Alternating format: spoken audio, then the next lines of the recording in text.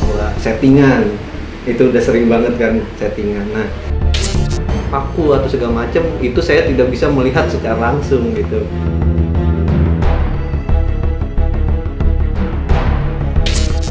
Yang mengenai ibu ketemu sama Pak Damon.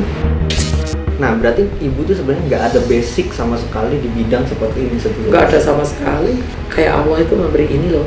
Cuma sekian, paling 1 tahun 2 tahun udah hilang. Terus ini loh, sekian tahun 2 tahun hilang.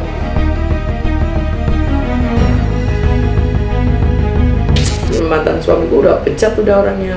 Udah kena sihir, udah lupa semua, hancur udah keluarga. Jadi nafkahin 5 anak tuh ibu sendiri. Bayar karyawan, nafkahi anak, muntang-manting lari ke sana, dia mikir perempuan itu aja.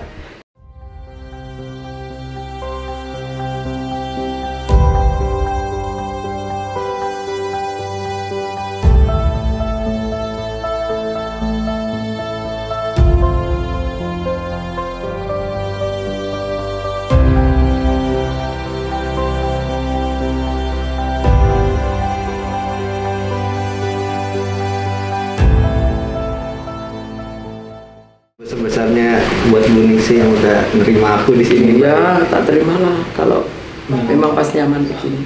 Masih banyak Bu.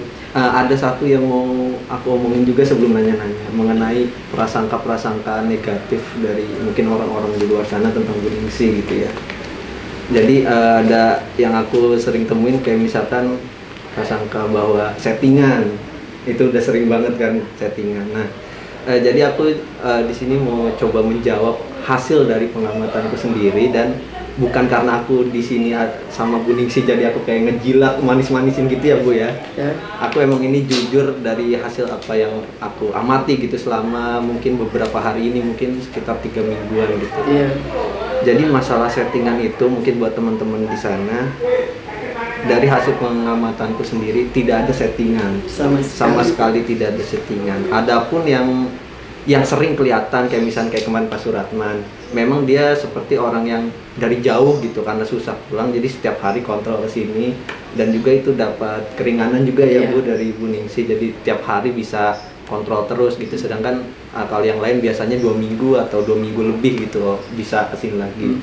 Itu kan sering kesurupan tuh. Itu bukan di setting atau gimmick gitu ya, itu memang benar seperti itu dan tidak disetting oleh Bu Ningsih. Nah, mengenai bagaimana juga ada yang bertanya kesurupan-kesurapannya benar atau enggak. Kalau saya sendiri karena saya kurang bisa melihat secara gaib gitu ya, jadi mungkin itu dari teman-teman sendiri boleh percaya atau tidak mengenai kesurupan itu. Apakah karena memang ada juga kan pendapat-pendapat secara psikologi mengenai kesurupan itu gimana kalian. Tapi yang mungkin bisa saya analisis adalah dari keterangan pasiennya itu sendiri.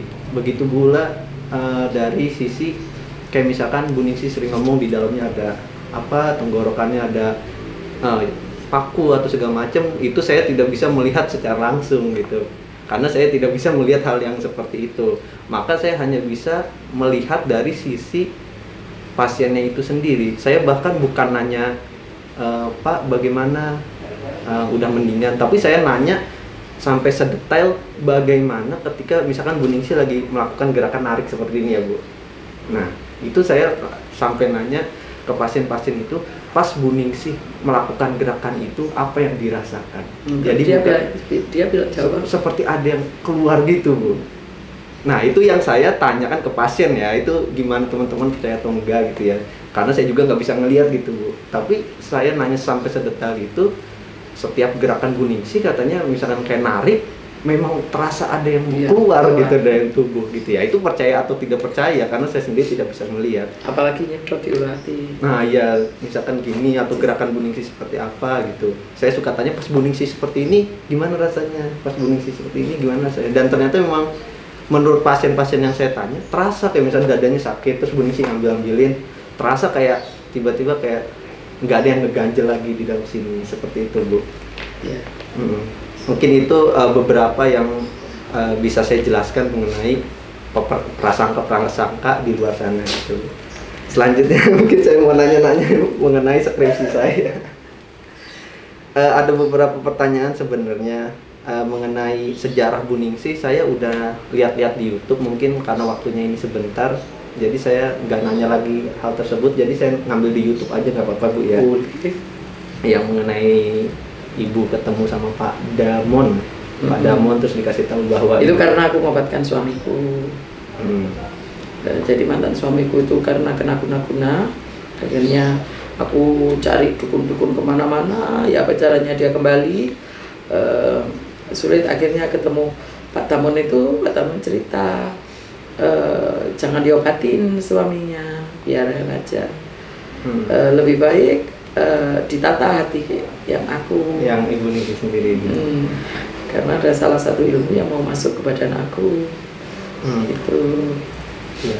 Jadi bukan karena aku dikasih ilmu sama Pak Damon, tidak. Jadi ada salah satu ilmumu yang dari kamu di kandungan itu mau masuk ke badan kamu, itu tidak bisa. Yang bisa masukkan sama-sama ilmu putih, begitu ceritanya. Aku kan cuma cerita aja, aku juga nggak tahu. Terakhirnya apa yang ada itu aku dimasukkan ke air, diminumkan ke aku. Ya itu nggak ada lagi ya. Aku sendiri sampai saat ini juga paling ketemu Pak Damon hari raya aja satu nggak pernah aku ke rumahnya saling berkunjung, nggak pernah. Selama aku ngobati ini nggak pernah. Iya. Tapi orangnya masih ada sekarang. Ya ada lah. Ya. Nah berarti Ibu tuh sebenarnya nggak ada basic sama sekali di bidang seperti ini sebelumnya. Nggak ada sama sekali. Saya aja bingung, apalagi yang melihat. Aku aja bingung. Itu kira-kira mulai awal itu kira-kira tahun berapa sih Bu? Masih ingat nggak sih Bu? Tahun berapa ya? 2016, 15? Walah, nggak tahu. Aku tahu nih, lupa semua. Kalau pas di rumah ini, kan pokoknya sebelum keliling. Pokoknya dari saat ini mulai belum ada Ihsan. Ihsan itu umur berapa ya? 4 tahun. Ya, lebih 6 tahun lah. 6 tahun berarti sekitar hampir 8 tahun. Sekitar udah 8 tahun ya mulai mengobati. Ya. Ibu sekarang berarti yang saya tahu kan statusnya janda, anak 5 berarti ya. Sebelum Ibu ngobatin ini kan saya nonton di YouTube, kerjanya bener ya Bu, pernah di PT Sampurna bagian kelistrikan, bener ya Bu, terus pernah juga buka catering. Sekarang cateringnya masih nggak? Nggak ada sama sekali, mau makannya sulit, malah catering nggak bisa dong. Nah, apa sih yang membuat Bu Ningsih pertama kali berpikir bahwa wah kayaknya saya harus membuka pengobatan ini? Oh tidak, Allah memberi jalan ya. Aku perjalananku tidak sama dengan orang lainnya. Aku itu bekerja tidak pernah tetap di situ. Jadi aku ini kayak bekerja itu kayak Allah itu memberi ini loh. Cuma sekian, paling 1 tahun 2 tahun udah hilang. Terus ini loh, sekian tahun 2 tahun hilang. Terus ini loh ganti ini. Jadi aku dulu kerja di pabrik di Sampurna, sudah jenuh, tahu-tahu jenuh, terus sudah aku mau keluar dari perusahaan. Aku berusaha, tapi sebelum aku keluar harus aku punya ide bagaimana caranya mendapatkan uang setiap hari. Akhirnya aku buka koperasi, nunut di koperasi, buka koperasi yang modal 400.000, akhirnya jadi 16 juta per bulan. Ulet aku nitip hampir berapa perusahaan yang ada di sini tak titipin. Jadi Esterentek ini masuk koperasi, kerjanya koordinasi. Jadi aku banyak kenalan, makanya gitu. Itu cuma berapa di koperasi Kartika Chandra itu aku melejit sekali untuk nitip barang kayak pecah belah begitu, sama kue-kue. Nah setelah itu koperasi mau hancur. Sebelum hancur aku sudah melompat, titip-titip ke perusahaan. Dari koperasi tak pindah-pindah ke perusahaan. Koperasi hancur sudah, koperasi yang bangkrut. Dari aku nitip-nitip di koperasi itu berjalan lancar. Akhirnya aku punya ide, kembali lagi ke Sampurna. Ke Sampurna aku buka kontainer cafe. Oh, pernah buka kontainer Itu tender di Sampurna. di Sampurna sana. Aku yang menang. Akhirnya koperasi itu yang di perusahaan-perusahaan itu saya standarkan. Aku fokus di kontainer cafe. Lah setelah di kontainer itu nggak nyaman aku, bagaimana caranya aku masuk ke catering tuh. Di koperasi udah tak hilang sudah. Oh, udah enggak. Sudah enggak. Langsung habis ke koperasi ke kontainer cafe, aku sudah nggak nyaman, sudah pindah ke catering diterima, catering berjalan, kontainer cafe ini dibuyar sama perusahaan. Lah begitu. Makanya aku seandainya aku ini tak anggap aku dapat selalu mukjizatnya Allah yang selalu itu. Jadi aku kayak diselamatkan terus. Diselamatkan, ada lagi jalannya. Iya. Jalannya. Terus habis aku cateringku banyak banget. Sampai hampir berapa ribu per hari. Karyawanku hampir 30-40 per hari. Karyawanku banyak banget. Nah, itu aku mulai di budak harta. Jadi ya bukan harta yang budak aku, harta itu budak harta. Jadi bekerja terus tanpa aku mendapatkan hasil. Jangankan hasil untuk beli baju, untuk ibadah aja sulit, untuk makan aja sulit. Padahal aslinya uang banyak ya sebenarnya. Hanya 1 minggu aku dapat 100 juta. Dari pada tahun kemarin, iya. Sudah bagus kan? Masa baju aja nggak bisa beli. Catering di sana dipecat. Akhirnya ada masih di situ masih banyak. Di sana kan catering nggak selalu terus melulu di situ. Kan. Terus terakhir aku catering di Sorini itu nggak taunya lucu. Catering di Sorini aku berhenti di PHK. Sudah habis karena aku di situ sudah 11 tahun. Iya. Itu dihapus. Di rumah aku minta sama Allah, saya sudah bingung, ya Allah, sama sholat duha, ya Allah, aku sebagai bapak, sebagai ibu, itu mantan suamiku udah pecat udah orangnya, udah kena sihir, udah lupa semua, hancur udah keluarga. Jadi nafkahin 5 anak tuh ibu sendiri. Bayar karyawan, nafkahi anak, muntang-manting lari ke sana, dia mikirnya perempuan itu aja. Jadi anak-anak dimusuhi semua. Akhirnya aku sholat duha itu sama nangis. Ya Allah, apa yang harus saya lakukan? Anakku 5, hutangku banyak, aku harus memenuhi semua di keluarga. Suami sudah tidak menjadi imam di hatiku, diriku dan anak-anakku. Apa yang saya lakukan? Pokoknya aku minta, ya Allah, 1 hari berikan aku uang waktu itu 2 juta. Aku bilang gitu. Bilang sampai gitu. Iya, ya? Bilang sama Allah. Aku berikan aku uang 2 juta pokoknya, ya Allah. Aku buat nutupi semuanya. Tahu nggak? Besok langsung banyak orang pasien.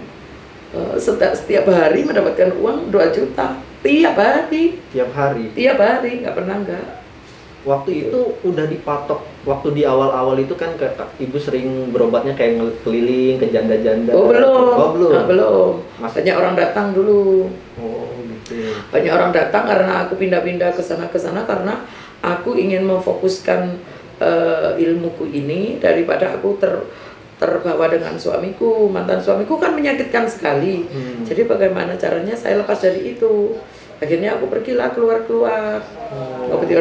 Biar aku tidak terlalu setiap hari melihat dia gitu loh. Jadi aku menghilangkan bagaimana. Jadi aku kembali. Banyak YouTubeku yang aku di Bali, ikut upacara-upacara. Karena di sore ini kan ada salah satu yang dari Bali, baik sekali sama aku. Gitu.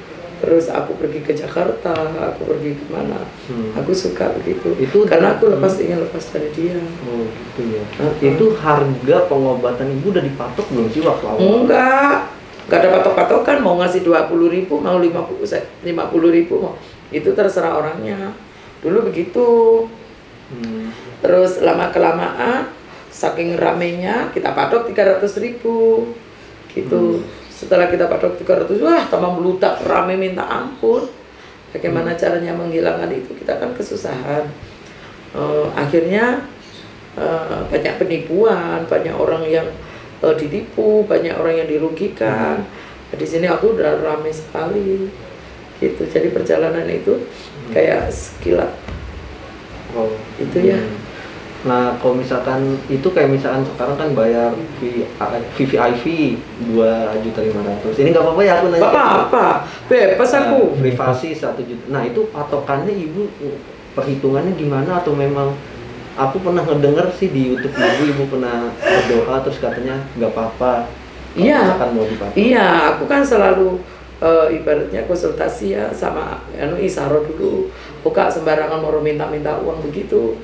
Ini juga aku di tim kan banyak yang minta dulu kan banyak pejabat yang berobat ke sini. Bu, buat privasi aja 1,5 juta untuk ditangani dulu. Gitu. Kita kalau bekerja menunggu waktu di sini terlalu lama, tidak ditangan-tangani, hancur di sana. Gitu. Alasannya begitu. Terus kan di sini sampai berapa ratus 700 orang yang datang. Nah, oke lah. Kita kesepakatan ya 1,5 juta, oke kita. Banyak sekali yang itu gitu, yang daftar. Bingung lah akhirnya. Seimbang antara reguler sama privasi, imbang. Reguler 100, privasi ya 100. Bingung ini. Yang didulukan yang mana? Setelah lagi kan. Terus ada lagi terkena corona ini. Karena ada corona ini, aku menekan biar tidak banyak orang dengan cara ini pun pasien yang minta, Bu, ada VIP di atas, gimana caranya harga tinggikan, nggak apa-apa kita gitu. Jadi kita di atas ini tidak pernah memaksa siapa-siapa. Mau daftar monggo silakan, tidak juga nggak apa-apa. Maunya kan mereka ingin cepet tentang pulang. Padahal sekarang kan pagi daftar 1 hari 1 malam itu kan kita sudah tangani. Tapi kalau di bareng-bareng sana kan ada yang rahasia, ada yang gitu. Gitu. Ya. Terus pertanyaan yang menarik nih Bu, apa perbedaannya yang VVIP sama yang privasi di bawah? Apakah yang VVIP ini lebih cepat sembuh atau seperti apa itu Bu? Kesembuhan Allah yang punya, bukan aku. Aku cuma bisanya mengobati. Walaupun ada orang komplain begini, aku nggak bisa apa-apa. Karena aku ngobatinya juga begitu, tahu sendiri kan.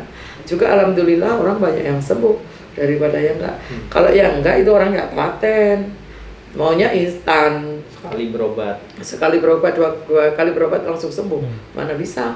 Orangnya datang ke sini kan rata-rata kena sihir. Mana ada orang yang biasa kan nggak ada. Jadi perbedaannya selain waktunya apa Bu? Karena kan pengobatan malam. Untuk di sini kan orangnya minta kan siang. Jadi cepat pulang mereka. Oh gitu ya. Iya. Itu aja sebenarnya. Iya, nggak ada bedanya, sama. Kan males. Namanya orang-orang banyak berduit juga. Kemudian Ibu nih selain sebagai pengobat, Ibu itu terkenal sebagai bisa dibilang YouTuber Bu, karena YouTube Ibu 3 juta subscriber Bu.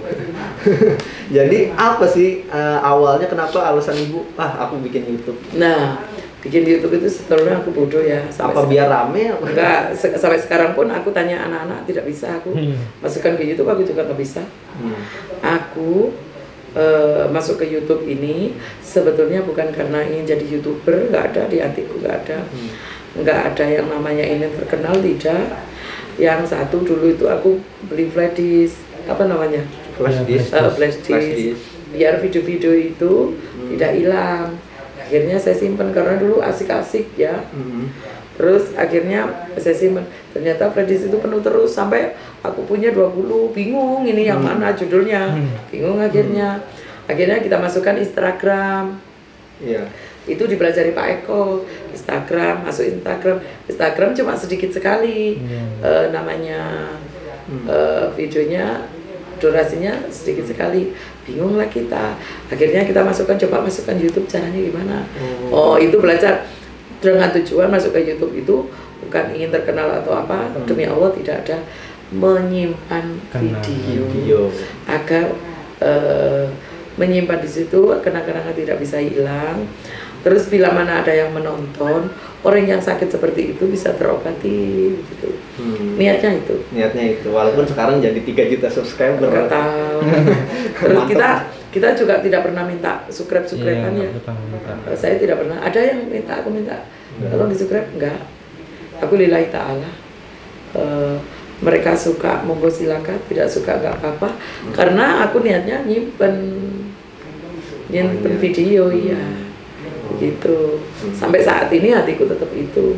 Uangnya dari YouTube pun kita buat sedekah, tahu kan? Ya. Ya sudah. Oke Bu, baik-baik. Nah ada juga pertanyaan yang menurut saya lumayan penting. Adakah pasien yang ibu tahu ternyata dia tuh nggak sembuh atau nggak bisa sembuh? Jadi ibu tahu kalau misalnya si pasien itu nggak sembuh atau mungkin dia komplain kok aku nggak sembuh-sembuh. Ibu pernah tahu hal itu nggak? Apa semua pasien yang ibu tangani pasti merasa baikan gitu? Tidak, sering. Banyak berdoa, jangan sampai putus. Gitu-gitu pernah dengar nggak? Itu tandanya orang itu nggak sembuh. Biasanya seperti itu ya. Iya, jangan banyak berdoa, minta sama Allah diampuni dosa-dosanya. Begini. Oh, biasanya itu yang habis diobatin sama ibu tapi nggak Aku sembuh. lihat aja sudah itu. Terus sakit yang kena azab atau sakit yang karena ujian sudah beda-beda. Kalau kena azab ya aku langsung ngomong. Makanya sampai jangan begini. Harus tobat, minta sama Allah. Gitu. Jangan jauh dari Allah, malah nyembah-nyembah demi. Ya. Nah terus gimana Bu? Ini mohon maaf nih Bu. Gimana kalau misalkan rasanya sekarang kan ibu udah terkenal, udah banyak pasien bahkan bisa dibilang ibu lagi pergi ke Jakarta tapi pasien ngantri ke sini, nunggu di sini. Bagaimana seandainya tiba-tiba jelek berbalik gitu Bu? Maksudnya aku mati? Bukan. Maksudnya tiba-tiba sepi atau misalnya Papa asrah tiba-tiba nggak ada yang mau berobat lagi. nggak apa-apa, aku nggak ambil pusing dengan semuanya. Nggak ada orang berobat, memang Allah sudah memutus dari situ. Mau banyak orang berobat, mudah-mudahan mereka sembuh semua. Sudah. Aku tidak pernah punya hati sedikit saja, nanti gimana kalau nggak ada orang berobat. Tidak pernah. Aku juga tidak pernah berdoa, ya Allah kalau bisa orang berobat yang banyak. Nggak pernah. Enggak, pasrah aku semua sama Allah. Aku apa katanya? Kasih merah, oke. Hijau, ya. Pokoknya aku dari segi aku kena ujian si mantan suamiku yang begitu, itu sudah aku anggap orang yang aku cintai, aku sayangi, itu aja sejahat itu, apalagi orang lain. Mau jahat biasa. Begitu. Ngapain kita ambil pusing? Orang lain mau jahat sama kita, apa-apa biasa. Orang yang kita cintai aja jahatnya gitu. Sekarang kan banyak anak bunuh orang tua, anak durhaka sama orang tua, kan banyak. Itu kan darah kita. Itu aja jahat bisa. Ngapain orang lain nggak bisa? Wajar kan? Iya benar Bu. Baik Bu, mungkin ini pertanyaan terakhir. Waduh, terakhir. Terakhir. Berapa kali terakhirnya? Maaf ya Bu, Apa-apa. Ibu pasti lagi capek banget. Enggak. Jadi apa tujuan? Pertama tujuan Ibu melakukan pengobatan ini capek-capek tiap hari mengobati orang. Tujuan Ibu apa? Kedua, apa yang Ibu harapkan di kemudian hari? Itu aja. Tujuanku adalah satu, aku ingin hidupku bermanfaat untuk orang banyak. Hidupku bermanfaat untuk orang banyak. Itu satu. Insya Allah bermanfaatnya dari orang banyak itu aku dapat rezeki di situ. Dan rezeki itu aku akan manfaatkan lagi untuk orang banyak lagi. Jadi aku kan anak-anak yatim, janda-janda itu. Kalau kedepannya insya Allah aku ingin sekali nanti hidup sederhana. Nanti kalau aku sudah tua, ingin tahu kan calon suamiku? Calon suami Ibu? Saya belum tahu. Ya sudah. Ya sudah. Aku ingin hidup sederhana sama beliau, tidak neko-neko, tidak mau begini-begini. Sudah begitu saja. Ingin bertani, ini itu ibadah saja sudah. Sekarang aku kan mokok orangnya, mana ada orang perempuan kayak aku kan nggak ada. Ya, aku kan orang perempuan yang lainnya kan santun, santai. Gimana ya ngomongnya? Nah, kalau aku kan orangnya beda. Nah, itu semua orang sebetulnya harus punya, melihat, jangan dilihat casingnya saja orang itu. Kalau kita melihat casingnya orang, kalau kita pakaian berdasi, pakai kacamata, pakai apa dikira itu pegawai kantor, belum tentu. Siapa tahu dia perampok, ya kan? Terus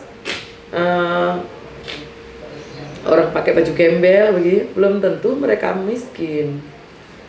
Jadi bisa jadi dia tidak punya mobil, tapi punya beca atau apa, rumah pun di atas beca, tapi dia kaya.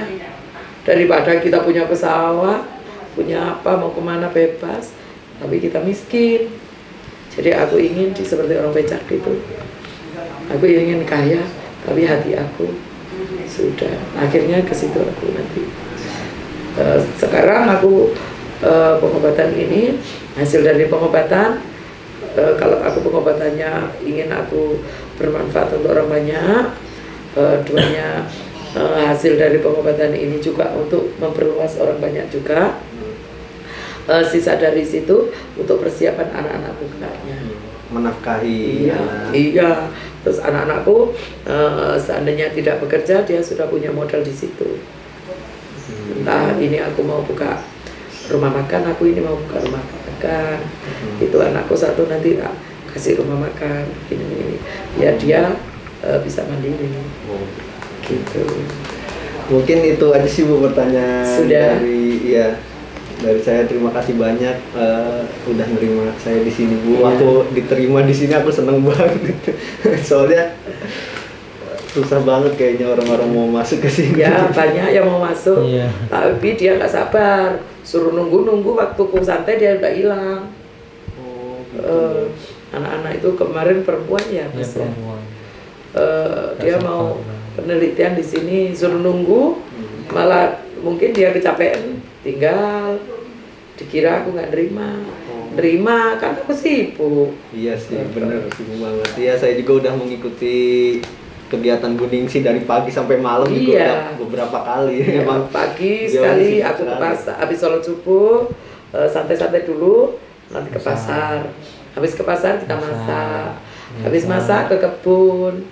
Habis ke kebun ngobatin. Habis ngobatin nanti istirahat sebentar, sedekah kalau ada waktu untuk istirahat kalau nggak ada sedekah, jalan sedekah atau santunan, istirahat sebentar, obati lagi sampai malam. Kan aku nggak pernah istirahat. Iya Bu, aku udah tahu sih. Tahu kan? Iya. Ya sudah Bu, mungkin itu. Terus pertanyaanku boleh dijawab? Boleh. Nah, kalau situnya melihat aku perempuan model apa? Menurut Masnya, Ibu Ning ini perempuan kayak Perempuan gimana? seperti apa ya? Kalau yang lain-lain ibunya kan santun, omongannya halus. Kalau aku kan kotak-kotak, dor. Kalau aku ngelihatnya malah lebih ke arah itu sih. Kalau misalkan bahasa Indonesianya bisa dibilang tangguh gitu kan. Karena kan ibu sendiri, kalau misalkan bahasa kitanya single parents, menafkahi anaknya 5 kan. Terus ya mengobati, masih bisa santunan, masih bisa ini ya, buka ini, pernah kerja di sini gagal lagi, terus ke sini coba lagi, terus sampai catering sampai sekarang kan. Menurutku itu kalau misalnya bahasa Indonesia bisa dibilang wanita yang tangguh. Nah, baru sekarang. Baru sekarang. Bilang wanita tangguh. Coba lagi sekali lagi. Wanita tangguh. Iya, ngomong lagi. Kenapa Biar, emang? ya biar ada sekali-sekali yang Biar itu. 2 kali. Itu ya. Iya, seperti itu sih Bu kalau menurut saya. Ya. Semoga ibu sehat selalu, Amin. keluarga sehat selalu, Amin. orang-orang di sini sehat selalu pokoknya. Terima Amin. kasih banyak Ya. udah menerima saya Bu sekali Ya. lagi. Ya sudah gitu aja. Iya, gitu aja sih Bu. Ya sudah ya. Ya, mohon maaf Ya, mungkin sampai serak Ibu. Enggak. Memang omongannya begini. Bu,